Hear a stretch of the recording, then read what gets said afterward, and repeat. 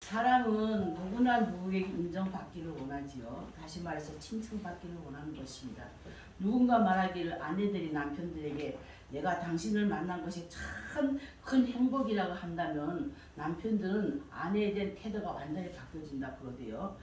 유치원에 다니는 요나들도 선생님께서 칭찬해 주시면 너무 좋아하는 것입니다. 저희 둘째가 그랬습니다. 저는 지금은 당이 있어서 설탕을 못 먹는데 그전에는 단 것을 되게 좋아했거든요. 근데 북한에서는 그것을 충족시킬 길이 없는 거예요. 근데 이 애가 3살 됐을 때 유치원에 다니면서 매일 유치원에서 사탕을 가져오더라고요. 그래서 왜 네가 먹지 않고 가져오느냐 하니까 말하기를 나 엄마 사탕 좋아 안 해. 난 그런 줄 알고 철석같이 믿고 좋다고 먹었지요. 근데 하루는 그 유치원 그 교양원 선생님을 길가에서 만났는데 말하기를 아유 철웅이 어머니는 어쩌면 그런 효자를 낳는가. 그래서 무슨 말인지 몰라가지고 왜요? 그렇게 하니까 철웅이가 유치원에서 간식을 타면 안 먹는데요. 안 먹고 주물러다 였는데 그래서 선생님이 철웅아 너 왜 간식을 안 먹고 주물러다 였는가 하니까 우리 어머니가 사탕을 좋아하기 때문에 그러면 자기는 안 먹고 그거 가져와서 엄마가 맛있게 먹는 그 모습을 보고 자기는 만족했던 것입니다. 이렇듯이 우리가 유치원뿐만 아니라 학교에서도 그렇고 직장에서도 그렇고 모든 사회 활동에서 남들이 나를 알아주기를 원하고 있습니다. 또 남들로부터 칭찬을 받기를 원하는 것이 인간인 것입니다. 사람들로부터 칭찬받는 것도 중요해요. 그렇지만 그거는 임시적이고 영원한 것은 아니죠. 근데 이 땅에 사는 날 동안에 주님으로부터 인정을 받고 주님으로부터 칭찬을 받는다면 우리에게 있어서는 그것은 더 없는 기쁨이요 더 없는 영광이요 더 없는 긍지일 것이라고 저는 믿습니다. 여러분들도 그렇겠지만 저도 주님의 인정을 받는 자가 되기를 원하고 또 바라는 바인 것입니다. 네. 사람들은 외모를 보고 그 사람을 심적으로 평가하고 처한 환경을 보고 평가하지만 주님께서는 우리 내면 세계를 보고 있습니다. 아무리 입술로 주여 주여 해도 그 사람이 진짜 주님을 믿는가 하는 것은 오직 주님만이 아시는 것입니다. 그래서 정말 주님께서 나를 향해서 내가 너를 안다. 너는 정말 나의 충성된 청이다. 이렇게 인정해 준다면 이것은 우리 그리스도인으로서는 최고 행복이라고 저는 생각하고 있습니다. 오늘 성경에 보면 바로 그러한 사람이 기록되어 있습니다. 그가 바로 세례 요한이죠. 세례 요한에 대해서 예수님께서 마태복음 11장 11절에 내가 진실로 너에게 말하노니 여자가 낳은 자 중에 세례 요한보다 큰 이가 일어남이 없도다. 다시 말해서 이 땅에서는 세례 요한보다 더 큰 사람이 없다는 이런 칭찬을 받았습니다. 그러면 무엇을 했기 때문에 이렇게 세례 요한이 예수님으로부터 이런 칭찬을 받았을까요? 바로 그 세례 요한의 삶을 우리가 관찰해 봄으로써 세례 요한처럼 그렇게 칭찬을 못 받을지라도 그래도 주님께서 내가 너를 안다는 이런 인정만 받아도 우리는 그것으로 만족해야 될 줄을 믿습니다. 성경에 보면은 예수님께서 말씀하시기를 마태복음 7장 22절부터 23절에 그날에 많은 사람이 나더러 이르되 주여 주여 우리가 주의 이름으로 선지자 노릇하며 주의 이름으로 귀신을 내쫓으며 주의 이름으로 많은 권능을 행하지 아니하였느까 하리니 그때 내가 그들에게 밝히 말하되 내가 도저히 너희를 알지 못하니 불법을 행하는 자들아 내게서 떠나가라 하였습니다. 정말 나는 나대로 신앙생활 열심히 하는 것 같고 교회도 열심히 다니는 것 같고 주의 일을 하는 것도 같고 기도하면 병든 자가 막 일어나고 이러는 같은데 주님께서 난 너를 도저히 모른다. 불법을 행하는 자야. 이렇게 말한다면 참 두려운 것이죠. 저는 그래서 항상 기도할 때 그렇게 기도합니다. 하나님 내가 주님 앞에 섰을 때 게으르고 악한 정이란 그런 말을 듣지 않도록 이 땅에서 인도해 주옵소서. 왜 그러냐면 나도 모르게 하나님의 뜻을 모르고 내 뜻대로 살면서도 이것이 하나님의 뜻이라고 착각할 때가 많은 것입니다. 오늘 세례 요한의 그 삶을 통해서 우리 다 그 세례 요한의 삶을 본받음으로써 주님께 모두 다 칭찬받는 자들이 되기를 간절히 믿고 바라고 있습니다. 아멘. 오늘 첫째 보면은 세례 요한은 하나님의 절대 주권을 인정하는 사람인 것이었습니다. 오늘 배경에 보면 22절부터 23절은 배경이거든.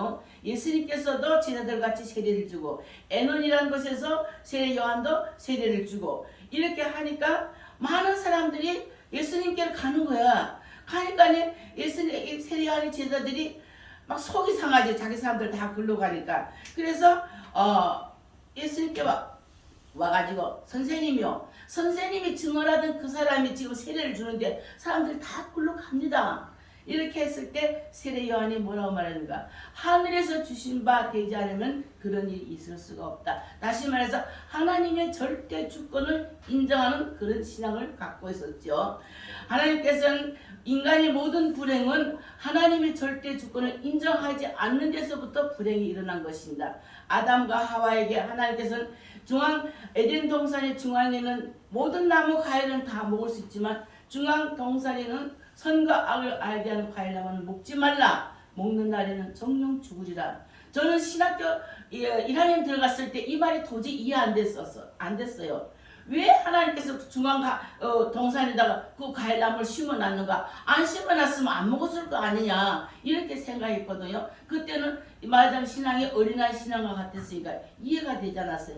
근데 저뿐만 아니라 세상 사람들도 그렇고 심지어 교회 다니는 사람들도 말하기를 중앙 선과 악을 하게 하는 과일나무를 심지 않았으면 인간이 죄에 빠지지 않았을 것이라고 말하는데 그 과일나무를 먹었다는 그 자체는 하나님이 절대 주권에 도전했다는 것입니다. 하나님께서 그 에덴 동산 중앙에 그 선악을 알게 하는 과일나무를 심어 놓으신 것은 아담으로 하여금 하나님의 절대 주권을 인정하라는 상징으로 심어 놨던 것입니다. 그래서 분명히 죽는다 그랬어요. 그런데 사탄이 하와에게서 와서 뭐라 그러셨는가? 안 죽는다.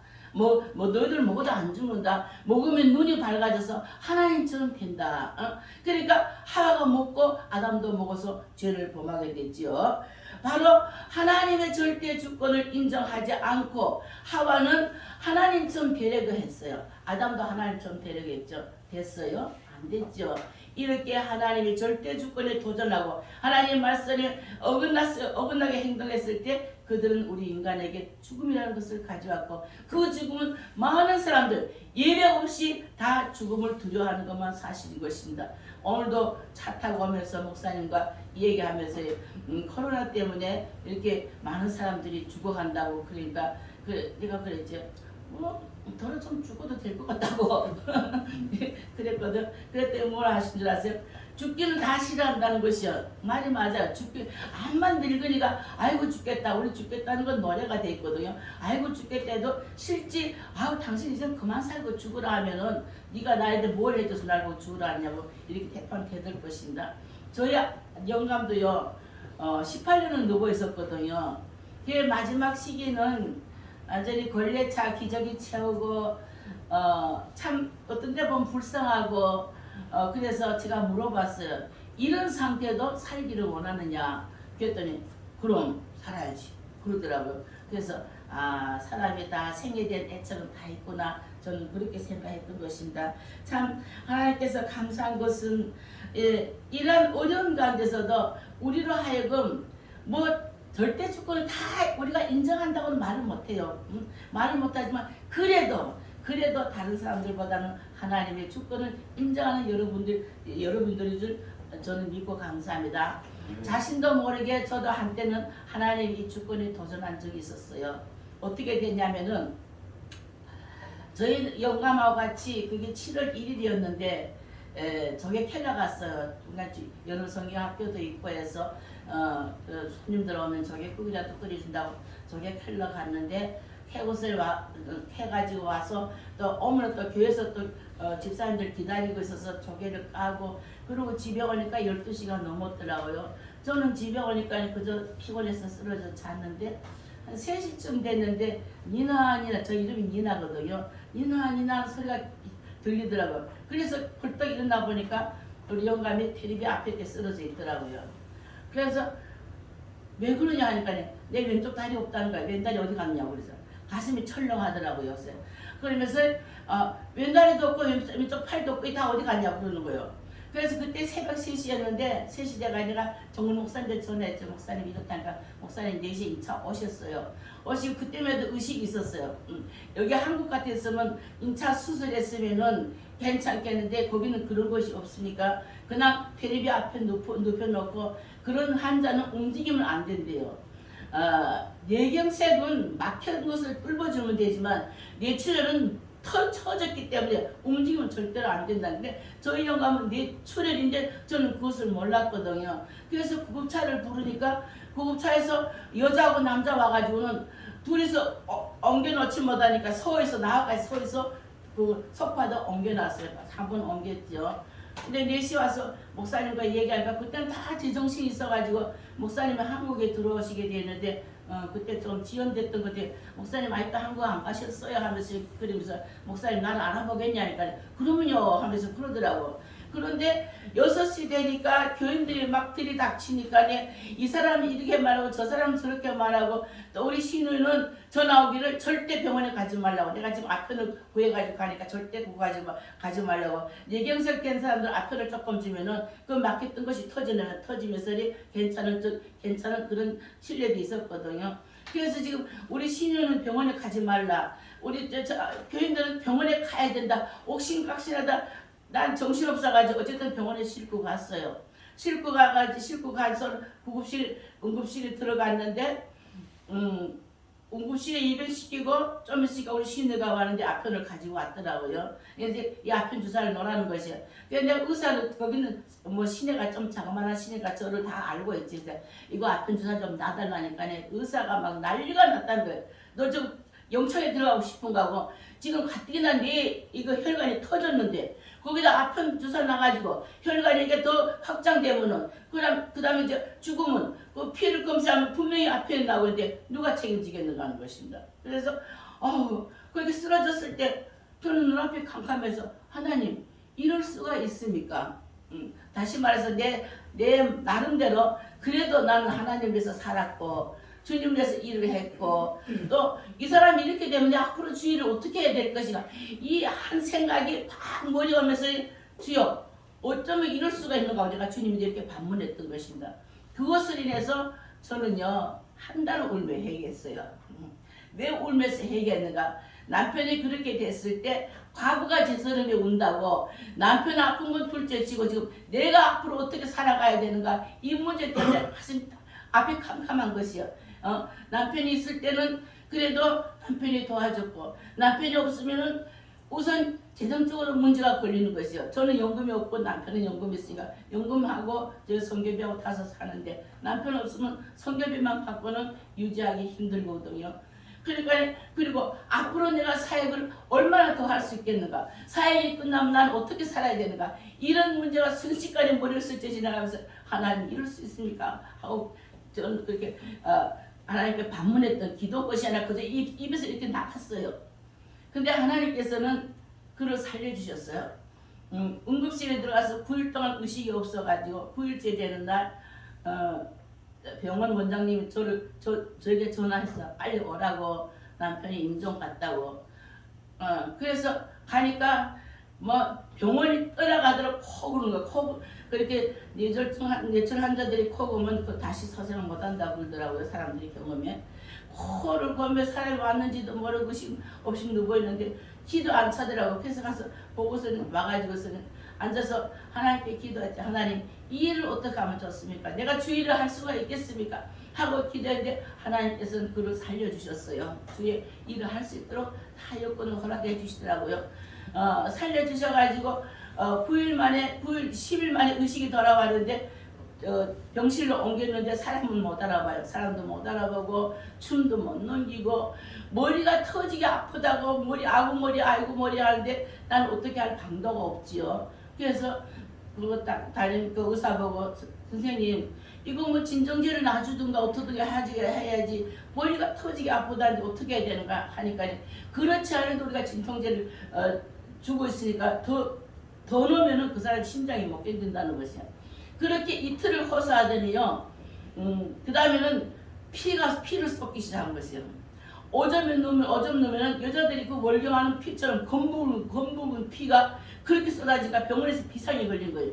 그러면 뭐 신장이 나쁘다, 방광이 나쁘다, 전립선에 문제가 있다 하면서 사고대 끌고 다니고 검사해도 아무 효과가 아무 결과도 없는 것이에요. 그래서 제가 영감 보고 물어봤지. 만약 신장이 아프다면 그 신장에서 피가 나올 정도면 통증이 심하거든요. 배가 아프냐, 옆구리 아프냐, 안 아프대. 그리고 뭐라나 방광에서 그렇다. 방광에서 그러면요, 방광염 알아본 사람들 아실 거예요. 얼마나 방광염이 아픈가. 그래서 방광염이라고 그래가지고 아니라고, 이거 아니라고. 근데 의사들이 진단을 못 내리는 것이에요. 지혈제를 아무리 주사를 놔도 안 되고 그 피가 일주일 동안 나왔어요. 검붉은 피가 여자들. 그 다음에 마지막에는 이런 그 명태고지 있잖아요. 그 드르드르한 거. 그런 것이 막 섞여서 나오더라고요. 그렇게 하고는 머리 아프다는 말 저거 멎어서 뭐 안 하더라고요. 이 뇌에 있던 피가 다 오줌으로 나온 거예요. 이거는 하나님이 기적적으로 그로 살려줬지 의사들도 그것을 모르고 이런 일이 있을 수가 없다는 것입니다. 그래서 그 영감이 입원하고 있는 동안 우리 교인들이 뭐라냐면 우리 선교사님 이렇게 혼자 두면 저 사람 못 견딘다. 우리가 교대로 간호하자. 그래서 우리 집사님들 2명씩 하루에 교대로 이렇게 간호해 주니까 저는 사역할 수가 있었던 것입니다. 주님께서는 그런 상황 속에서 나로 하여금 사역할 수 있는 모든 요건을 허락해 주신 것입니다. 그래서 내가 울면서 하나님 정말 잘못했다고 하나님께서 나의 앞길을 아시고 다 열어주시는데 괜히 이 못난 딸이 하나님 이렇게 앞질러가지고 생각해서 그랬다고 해서 얼마나 회개될지 모릅니다. 저뿐만 아니죠. 여러분들도 그럴 때가 있을 것입니다. 좋을 때는 다 하나님께 감사합니다. 그러나 어려움이 왔을 때 과연 이것이 나에게 주시는 하나님의 그 어떤 신호인가 이런 것을 깨닫는 자는 많지 않습니다. 그렇기 때문에 우리는 어떤 일이든지 무슨 일이 생기든지 우리는 하나님께 감사해야 되는 것입니다. 그래서 제사장님과 전서에 보면 범사에 감사라 이는 너희를 향한 하나님의 뜻이라고 하셨습니다. 그리스도 안에서 하나님의 뜻이라 했었습니다. 범사에 감사라는 것은 좋은 일만 감사하는 것이 아니라 나쁜 일이 와도 우리는 감사해야 되는 것입니다. 왜? 난 하나님의 딸이기 때문에. 딸이라고 말은 잘합니다. 그러면서 조금만 어려우면 아이고 어쩌지? 이런 생각이 앞설 때가 많거든요. 근데 우리는 절대 그런 생각을 하지 말아야 되는 것입니다. 제가 북한에서 왔다는 건 다 아시죠? 주체 사상의 선봉자였어요. 선동원이었고 중앙대회도 참석했고 그런 선동원이 주체 사상의 그 기본 내용이 무엇인 줄 아세요? 내 삶의 주인은 나다. 이것이 주체 사상인 것이에요. 그래서 김일성은 그 보면 후에 보니까네 유일사상적인 10대 원칙, 유일지도체의 10대 원칙이 있는데 그게 다 성경에서 왔더라고요. 근데 말이 보지라 딱 맞잖아요. 그래서 나는 그 주체 사상이 제일 좋은 사상인 줄 알았거든요. 그래서 국경을 넘을 때 문화부 장관이 저를 부르더니 사인하라는 것이에요. 꼭 돌아 다시 온다고 생각했어요. 주체 사상이 세계에서 제일 좋은 사상인데 왜 당신이 그걸 두려워하는가? 그게 말 못하더라. 그 사인 안 하고 오기 얼마나 잘했는지 몰라요. 정말 이렇게 주체 사상이 있는데 내가 계획한 거 하나도 되는 것이 없더라고요. 여러분들도 같겠죠? 내 계획하고 내가 생각했던 것이 다 이루어집니까? 안 이루어져요. 노력하면 어느 정도는 이루어지지. 그러나 또 그것이 망가지는 것입니다. 그래서 이 땅을 가리켜서 장망성, 앞으로 망하는 성이다. 우리들의 인생은 예수님이 아니면 망하는 인생인 것입니다. 그래서 우리는 어떤 상황 속에서도 하나님의 절대 주권을 인정해야 되는 것입니다. 이 사건을 하나님께서 바벨탑 사건을 통해서 우리에게 보여주셨죠. 바벨탑 신할 평야에서 사람들이 모여가지고 우리가 흩어지지 말자. 우리 이름을 하늘까지 꼭대까지 높이자 하고 바벨탑을 쌓는데 그들이 흩어 앉았습니까? 다 흩어졌어요. 하나님께서 오늘을 혼잡하게 하니까 서로 알아듣지 못하니까 다 흩어지게 생겼고 바벨탑을 쌓지 못했던 것입니다. 인간의 노력은 이렇게 허무하다는 것을 하나님이 인정할 때 하나님께서 우리를 지켜주시고 우리를 도와주시는 것입니다. 우리는 항상 말하기를 나는 하나님의 자녀다. 나는 하나님의 딸이다. 이 말을 잘하는데 실제 어려움이 올 때는 내 멋대로 내 힘대로 해보려고 우리가 이 사방팔방 뛰는 것만은 사실인 것입니다. 그래서 하나님 예수님께서는 우리를 향해서 하늘에 계신 아버지께서는 너희들의 머리털까지 다 세신 바 되었다. 여러분들 머리털 아세요? 몇 개인지? 모르죠. 몰라요. 저도 몰라요. 아직도 어찌할 수가 없고 어찌할 수가 없는. 근데 주님께서 다 아신대 머리털까지. 그러면 나의 어려움을 주님께서 아실까요? 모를까요? 아시죠. 아시죠. 지금 우크라이나와 러시아 페이커라는 말 젊은 사람들은 알겠죠. 페이커라는 말이 무슨 말인지. 가짜 정보를 이렇게 제공하는 그런 페이커 반대 운동이 지금 일어나고 그러는데 보도되는 것은 다 진실이 아닌 거예요. 거기는 또 다른 것이 또 있습니다. 저는 러시아 방송을 계속 듣기 때문에 여기 것도 말 듣고 여기 것도 말 들으니까 아는데 어쨌든 모든 것은 하나님의 섭리 가운데 이루어진다는 것을 우리는 전적으로 믿어야 되는 것입니다. 그래서 이자 말했듯이 범사에 감사라. 전쟁이 일어났는데 하나님께 감사할 수 있는 사람이 몇 명이나 있겠습니까? 없어요. 근데 거기에도 하나님 뜻이 있는 것이에요. 그래서 우리는 누구를 원망하고 누구를 비판하기보다도 하나님께 감사하면 하나님께서 다 조절해서 다 제자리에 놔주시는 줄 믿습니다. 여러분들은 예수님이 나의 목자라는 것을 믿습니까? 아멘. 있죠. 목자기 때문에 나는 양으로서 목자의 음성에 무조건 순종하면 그다음 나머지 건 목자님께서 알아서 해주시는 것입니다. 이렇듯이 인간은 하나님의 절대 주권을 인정하고 절대 주권에 순종해야 된다는 것을 세례 요한은 오늘 말하기를 하늘에서 주지 않으면 이런 일이 있을 수가 없다. 다시 말해서 세례 요한은 하나님의 주권을 인정했던 것입니다. 둘째로 세례 요한은 자신의 신분과 자신의 사명을 분명히 알고 있는 사람이었던 것입니다. 28절 29절 다 같이 읽겠습니다. 찾았어요? 내가 말한 바 나는 그리스도가 아니요 그 앞에 보내심을 받은 자라고 한 것을 증언할 자는 너희니라. 신부를 취하는 자는 신랑이 나서서 신랑의 음성을 듣는 친구가 크게 기뻐하나니 나는 이러한 기쁨으로 충만하였노라. 아멘. 세례 요한은 자기가 그리스도가 아니라 했어요. 자기는 신랑도 아니다. 신랑 옆에서는 둘러리라 부르는가 뭐라는가 그런 사람이 나는 신랑도 아니고 그리스도도 아니다. 자기의 신분을 알고 있는 것입니다. 세례 요한은 요한복음 1장 29절에 뭐란 말인가? 나는 내 뒤에 오시는 이의 신발끈을 풀기도 감당하지 못하겠노라 하였습니다. 그런데 유감스럽지만 사람들은 자기 분수를 잘 알지 못해요. 특히 교회에 오래 다닌 사람들일수록 교회 직분자일수록 자기 분수를 초과할 때가 너무나도 많은 것입니다. 유다서 6장에 보면은 사탄을 가리켜서 자기 지위를 지키지 아니하고 자기 처사를 떠난 천사라고 하였습니다. 사탄이라는 말은 다시 말하면 대적자, 참소자 이런 뜻이거든요. 원래 사탄은 천사장 루시퍼였습니다.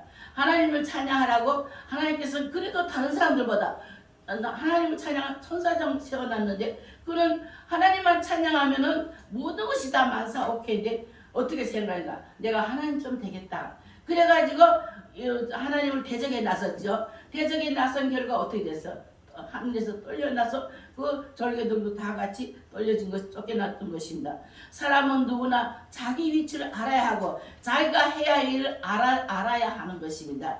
그런데 제가 이제 말했듯이 특히 권사님들, 오래된 권사님들, 새로 가져온 집사님들 안 그래요. 오래된 권사님들, 내가 이렇게 권사 생활을 오래 했고 내가 뭐 해놨기 때문에 그렇게 하면서 자기를 높이고 자기 어깨에 힘을 주는 사람들이 적지 않게 있는 것입니다. 제가 여기 왔다가 유순호 교회 가니까 유순호 교회 말이 아니었어요. 얼마나 시끄러운데. 그래 알고 보니까 거기 한 권사님이 뭐라 하느냐. 집사님들 보고 식당 당번들이 있거든. 집사님들 보고 뭐라 그러는가. 내 말은 절대적이다. 내가 권사다. 너희들이 내 말 듣지 않으면 내가 가만히 안 있는다. 이렇게 하니까 집사들 간에 서로 의견이 상이고 그렇게 시끄러운 것이에요. 근데 그 권사님 보고서 권사님이란 직분이 무엇인가? 권사님의 직분은 교인들을 돌보고 아픈 자들을 돌봐주고 교회를 화목게 하는 것이 권사의 직분이지, 그렇게 큰 소리치고 힘을 주는 것이 권사의 직분이 아니다. 그래서 제가 목사님 보고 말씀하셔가지고 그 권사님을 해임시켰어요. 그러니까 조용하더라고요. 근데 이런 현상이 그 교회만 있었겠는가? 다른 교회들도 있는 것입니다. 분수를 알지 못하기 때문에 어떤 목사님들은 장로님들을 싫어해요. 그러니까 장로님들이 목사님을 막 위에서 컨트롤하려고 하니까, 제가 문막 드림교회 다녔는데 처음에 갔을 때 거기 장로들 하나도 없더라고요. 그래서 목사님 왜 장로님들 하나도 없냐니까 뭐라는 줄 아세요? 성기사님, 내가 왜 장로들을 세우겠는가? 내가 이 교회를 위해서 얼마나 26살부터 전도사라서 해가지고 이렇게 잘해왔는데 장로님들 세우면 이 장로들이 나한테 또 반박해 나서고 내가 왜 그런 걸 봐야 되겠는 거죠. 목사님, 그래도 목사님 혼자 운영하는 것이 아니잖아요. 그래서 어쨌든 간에 장로님들 세우셨는데 장로님들 착한 장로님들이었어요. 6명을 세웠는데 한 가지 이런 우선 신뢰를 내가 누군지 들었는지 모르겠어요. 그 교회 전도사님이 있었는데 그분은 집사였다는 것입니다. 집사였을 때는 전도사님 보고 반드시 인사하면서 그랬는데 그 집사님이 장로로 피택돼가지고 장로로 임명됐다는 것이에요. 구에는 전도사님 보고는 번쩍번쩍 하더라는 것이야. 그러니까 전도사님 속으로 내가 뭘 잘못했나? 왜 장로님이 나보고 그러지? 아무리 생각해도 자기가 잘못한 거는 생각이 안 나는 것입니다. 근데 하루는 지나가는데 그 장로님이 전도사님 세놓고 전도사 왜 장로 보고 깍듯이 인사 안 하느냐고 그러더라는 것이냐. 그러니까 이 장로는 자기 분수를 모른다는 것입니다. 장로가 교회에 무슨 큰 파워나 되는 것처럼 교회들을 뭐 이렇게 뭐 단속하고 그런 장로님으로 착각한 것입니다. 장로님을 왜 세우는가? 교회를 튼튼하게 하고 교인들을 돌보고 교회 재정도 책임지고 이래서 다 장로를 세우는데 흔히 장로님들이 목사님을 대적해가지고 뭘 일을 못하게 하는 것입니다. 이런 사람들은 자기 분수를 모르기 때문에. 그런데 이런 사람을 주님께서 뭐랄까? 난 너를 도저히 모른다. 내 이름을 네가 아무리 기적을 행하고 아무리 귀신을 내쫓아도 나는 너를 모른다. 이렇게 말씀하실 수 있다는 것입니다. 우리는 무슨 신분을 가졌는가? 우리가 무슨 신분을 가졌어요? 여러분들 무슨 신분을 갖고 있어요? 크리스찬이잖아요. 그리스도인이잖아요. 우리 신분은 그리스도인인 것입니다. 신분이 주어졌으면 그 신분에 따르는 사명도 있는 것입니다. 만약에 의사에게 가옷을 입으면 그 의사는 환자를 치료해야 되는 사명이 있는 것입니다. 경찰서에 다니는 사람들에게 경찰 옷을 입히면 이 경찰들은 자기 임무, 인민들을 보호하고 사람들을 보호하고 불법을 막아주는 그런 역할을 하죠. 우리는 크리스찬으로서 우리에게 맡겨준 사명이 있는 것입니다. 여러분들도 다 사명이 있어요. 사명이 없는 사람 없어. 나는 늙어서, 나는 아파서, 이건 다 이유가 될 수가 없습니다. 늙은이로서 사명이 있고 죽지 않는 한은 입은 살아있잖아요. 입은 살아있기 때문에 입으로 누워서도 주님을 찬양할 수 있고 누워서도 주님께 기도 드릴 수 있는 것입니다. 이것이 그 사람에게 해당하는 사명인 것입니다. 저희 어머니 뭐라 하세요? 83세까지는 같이 새벽기도 계속 나갔는데 나이 좀 많아지고 하니까 야, 나 이제는 새벽기도 안 나가도 되지 않느냐 그러더라고. 엄마의 사명은 아침에 나가서 자기 자리를 차지하는 것이 엄마의 사명이다. 교인들이 그것을 보고 신앙생활을 더 열심히 할 수 있다는 거예요. 그래? 그것도 내 사명인가? 그러더라고요. 여러분들도 같아요. 나의 사명은 첫째로 예배 시간에 내 자리를 차지하는 것입니다. 저번 날에 한 주간 일주일에 한 번 못 나왔죠? 전도사님 저보고 그래. 자리가 비었다고. 그렇죠. 내 자리가 비운 거예요. 그렇듯이 나는 항상 주님 앞에 나와서 내 자리를 차지해야 되는 것입니다. 이것이 바로 내게 맡겨주신 사명이죠. 특히 저는 남보다 특수한 사명을 받았어요. 통역이라는 사명. 사명을 주시고 하나님께서 또 그 사명을 감당할 수 있도록 능력도 주시더라고요. 통역이라는 것이 쉬운 일이 아니에요. 내가 말한 것도 다시 복청하려면 그대로 복청할 수가 없는데 다른 사람이 말을 그것도 원고 없이 그 즉석에서 그 말을 다른 나라어로 이렇게 통역해서 내버린다는 것은 쉬운 일이 아닌 것입니다. 그런데 제가 아는 것은요, 저는요 이렇게 목사님도 여기 앉아 계시지만요, 설교 목사님 말씀하시면 여기 다 저장되는 거예요. 여기 저장돼가지고 말씀이 끝나면 컴퓨터 좀 추추추추추 나면 난 그거부터 전달하면 되는 거예요. 난 크게 노력할 것이 없어요. 그래 나는 다른 사람들 통역하고 나면은 막 죽으려고 하는데 저는 통역하고 나면 노래 흥덩흥덩 보면 정원 목사님 그러더라고. 성교사님은 통역이 힘들지 않느냐. 왜 힘들어요? 그렇게 기쁘냐. 나 통역하고 나면 얼마나 기쁜지 모른다고. 왜냐하면 난 내가 한 것이 아니니까. 선생님께서 하셨으니까. 그러니까 기쁜 거예요. 그래서 목사님의 말씀이 끝나면 그 정원 목사님 뭐라는가, 정혜 선교사님 아무리 많이 길게 말해도 다 통역 나간다고 써요. 그런 거야. 내가 통역했어요. 선생님께서 통역하시는 거죠. 선생님께서 여기서 컴퓨터에 저장했다가 그저 이렇게 내보내주면 나는 그대로 말하면 되는 것이에요. 그래서 초기에는 신학교 초기에는 저는 말하면 다시 물어본 거야. 나보고 물어보지 말라고. 난 지금 무슨 말인지 모른다고. 그러는 거예요. 근데 이제는 저렇게 오랫동안 통역하니까 좀 이 통역한 거 기억되죠. 그전엔 통역한 거 하나도 기억하지 못했어. 내가 무슨 말 했는지. 근데 듣는 사람들은 은혜를 많이 받았다고. 속으로 내가 어떻게 말했겠지, 은혜를 줄게 많이 받았다고 그러지. 그러니까 이렇게 선생님께서 이렇게 역사하신 것이요. 기도를 안 하고는 그렇게 통역할 수가 없습니다.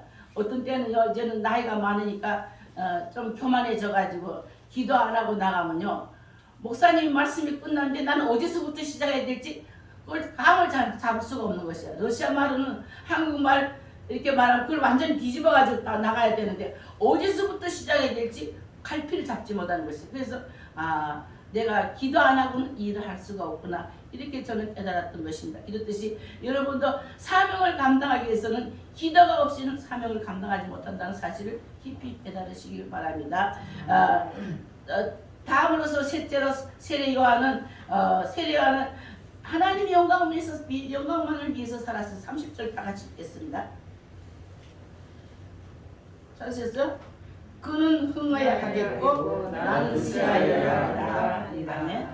목회자에게 있어서 자기 교인들이 다른 데 빠져나가면 그만큼 속상한 일이 없어요. 근데 오늘 성경에 보면은 예수님께서도 지도자들까지 세례를 주고 애널에서 세례 요한도 장시자들과 같이 세례를 주는데 이 세례 요한 사람들이 세례 받고는 다 예수님 다 가는 거예요. 그러니까 속이 상한 것이요.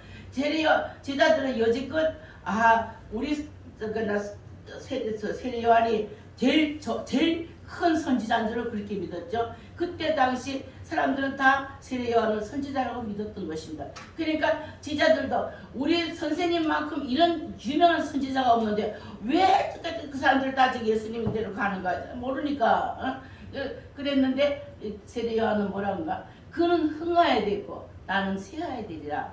다시 말해서 내가 낮아질 때 예수님께서 높아지시고 내가 높아지면 예수님을 우리는 내리는 것을 낮추는 것입니다. 그래서 항상 무엇을 하나 우리는 하나님의 영광을 위해서 무슨 일을 결정할 때도 이것이 하나님의 영광이 될 것인가 아니면 내게 이익이 될 것인가, 우리는 항상 이렇게 갈림길에 서 있거든요.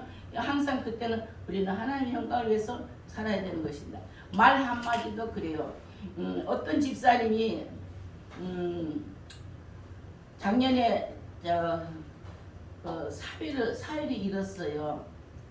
그랬더니 다니면서 우리 사위가 그렇게 좋은 사람이었는데 사위가 죽어서 나 이제 사는 맛이 없다고. 처음에는 내가 그냥 참았어요. 그렇게 불행하니까 그렇겠지. 그래서 그랬지, 집사님. 죽는 거는 당신의 가족에만 죽음이 왔는가. 아무 사람도 죽는다. 그러나 집사로서 그렇게 말하면 안 된다. 그 사람 죽은 건 하나님께서 데릴 건데 당신 뭐 어떡할 거냐 그랬지. 그때 나보고 뭐라냐, 선교사님은 겪어 안 봐서 그렇다는 것이야. 왜 내가 겪어 안 받겠는가. 나는 그보다 더한 더한 고통 속에서 살면서 절대로 그것 때문에 주님 때문에 이렇게 됐다고 말은 하지 않았다고. 그래서 우리는 사람들 속에서 말할 때도 이것이 주님께 영광이 되겠는가 아니면 주님의 영광을 맡겠는가 이것을 생각하면 우리는 행동하고 말해야 되는 것입니다. 심지어 어디 가서 제가 여기 와서 한 가지 감동받는 것은 우리가 저거는 김밥을 한 곳에서 딱 가져오죠. 목사님 뭐랄까 그 집 김밥을 사라고 그래야 된다고 그런 거죠. 그래서 우리 김밥 사지 맙시다니까 아니래. 그 사람을 위해서 그 사람을 위한 것이 아니라 그것이 바로 하나님의 영광을 위해서 우리가 그 집에서 김밥을 사면서 별거 아닌 것 같지만 그 사람들이 생각해요. 아, 이 사람들은 다른 사람들과 좀 다르구나 이런 것을 느낄 것입니다. 우리가 그래서 모든 일을 할 때 모든 것을 생각할 때 하나님의 영광을 먼저 생각하고 내가 높아지려고 하면은 큰 소리가 나가지만 내가 낮아지려고 하면은 우리는 양보할 수가 얼마든가 있는 것입니다. 바로 사도 바울이 그렇게 살았죠. 사도 바울은 로마서 14장 8절에 우리가 살아도 주를 위해 살고 죽어도 주를 위해서 죽느니라. 그러므로 사나 죽으나 우리는 주의 것이로다. 또 이사야서 43장 21절에 이 백성을 내가 나를 위해서 지었나니 나를 찬송을 하려 함이라. 러시아 성경에 보면은 나의 영광 알리게 하기 위해서 내가 지었다고 그렇게 써 있었어요. 그래서 사설교 때로는 더 이해하기가 쉬운 것이에요. 바로 하나님을 찬송하기 위해 하나님을 찬송한다는 것이 어디서 찬송할 수가 있어요? 바로 교회죠. 예배 시간에 우리는 하나님과의 만남이 이루어지는 것이 어떻게 만남이 이루어지죠? 어떻게 이루어져요? 여기 하나님 보이지도 않는데 뭐 말씀해보세요. 어떻게 이루어져요? 하나님과 만나는 예배 시간을 통해서 이루어지는데 어떻게 이루어지고 있어요? 너무 기도. 맞았어. 한 가지 기도. 근데 기도는 내 짝에서 하는 기도죠. 만남. 찬양. 그것도 내가 찬양하는 거. 근데 오늘 만남이 됐으니까 예배를 통해서 만난다 했는데 아멘. 말씀. 하나님께서는 우리에게 말씀으로 다가오시는 것입니다. 그 말씀을 목사님이 강대상에서 선포하시는 것이야.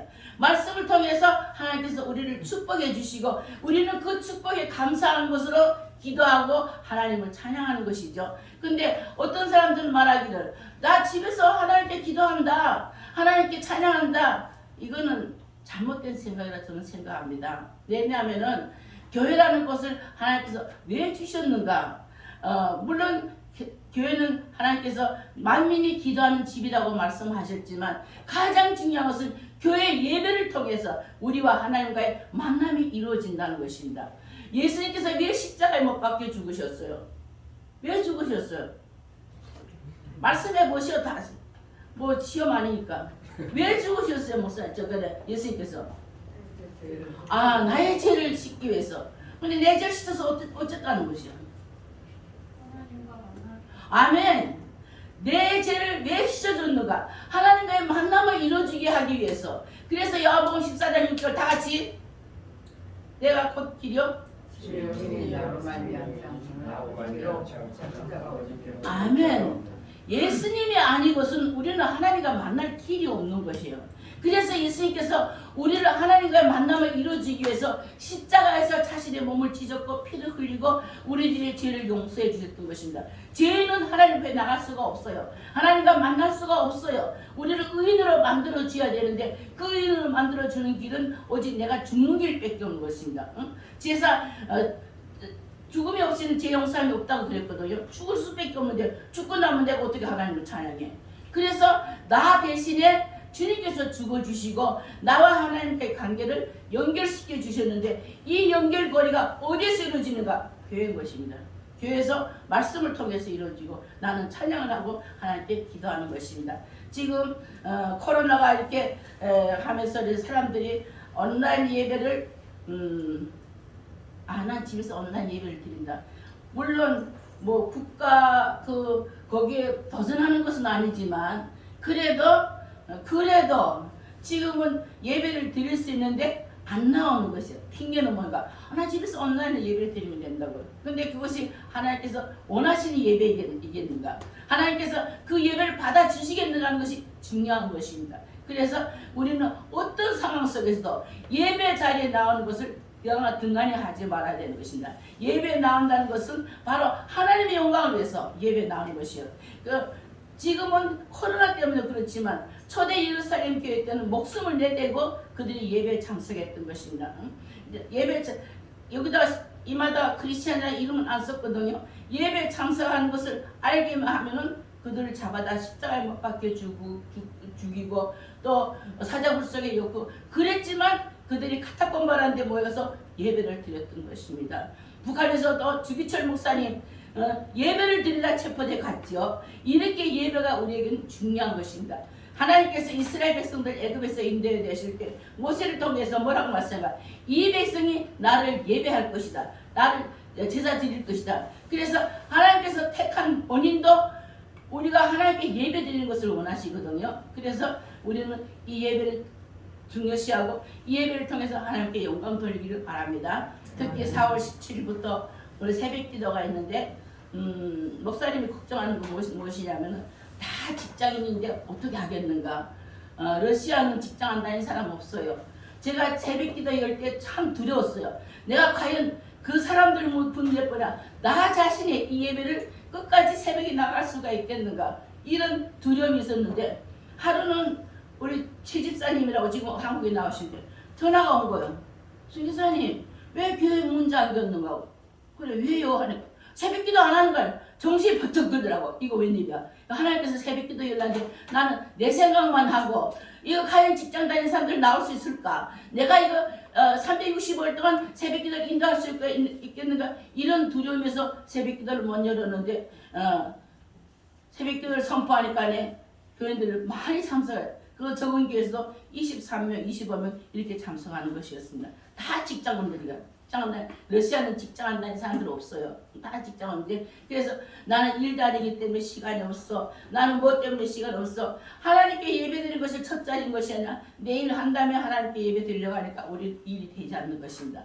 바로 하나님께 예배드리는 것을 첫 자리에 놓는 사람은 하나님께 영광이 되는 삶을 사는 그런 사람이라고 저는 믿습니다. 아멘. 어렸을 때는 우리가 아이들도 그래. 가난하기 때는 뭐 엄마가 창피하게 있으면 창피하고 막 사람들한테서 울어대고 자기만을 위해달라 하지만 크게 되면은 부모 생각하는 것입니다. 우리도 신앙도 처음에 왔을 때는 하나님께 달라고 했지만 이제는 신앙이 자라서 성숙한 크리스천이 됐으면 내가 하나님께 무엇을 해야 하나님께서 기뻐하시겠는가 이것을 늘 생각해야 될 줄 믿습니다. 그래서 어려움도 많을 줄 믿습니다. 그래도 하나님의 영광을 위해서 새벽 기도에 될수록 있으면 다 참석해 주시기를 바랍니다. 결론을 짓겠습니다. 오늘 말씀을 통해서 우리가 예수님께서 인정해 주는 사람은 어떤 사람인가를 배웠습니다. 다시 한번 생각해 봅시다. 처음에 어떤 사람을 예수님이 인정해 주시죠? 다 잊어버렸어? 어떤 사람? 잘생긴 사람? 지식 있는 사람? 돈 있는 사람? 어떤 사람 인정해 주세요? 예, 하나님의 절대 주권을 인정하는 자. 여러분들도 삶에서 하나님의 절대 주권을 인정하세요. 다음으로는 두 번째는 자기 신분과 자기 사명을 아는 자. 여러분들은 내가 그랬죠? 사명 없는 자는 하나도 없다. 사명 끝나면 하나님 비록 가시는 것이요. 그래서 자기 신분과 사명을 아는 자. 셋째는 하나님의 영광을 위해서 사는 자. 이러한 자를 주님께서는 착하고 충성된 종아 내가 너를 안다고 칭찬해 주실 줄 믿습니다. 여러분들도 그렇고 저도 이렇게 뭐 바울처럼 되지는 못하고 세례 요한처럼 되지는 못해도 그래도 이러한 정신으로 살아가야 되지는 않겠습니까? 일할 때 하나님께서 기뻐하실 줄을 믿고 감사합니다. 하나님께서 기뻐하시고 주님께서 나와 함께 계시면 이 땅의 삶은 주님께서 책임져 주시는 것입니다. 아멘. 잠깐 기다렸습니다. 사랑의 주님 은혜와 사랑의 진심으로 감사합니다. 연약하고 부족한 이 시간도 하나님 아버지 말씀을 청구했습니다. 혹시라도 하나님 아버지 제가 말씀을 잘못 증거한 것이 있다면 듣는 신령들이 다 잊어버리게 하여 주시고 하나님께서 원하시는 그 뜻만 전달되기를 간절히 믿고 바라고 있습니다. 오늘도 함께해 주신 하나님께 감사하며 살아계신 우리 구 주 예수 그리스도로 기도드리옵나이다. 아멘. 감사합니다.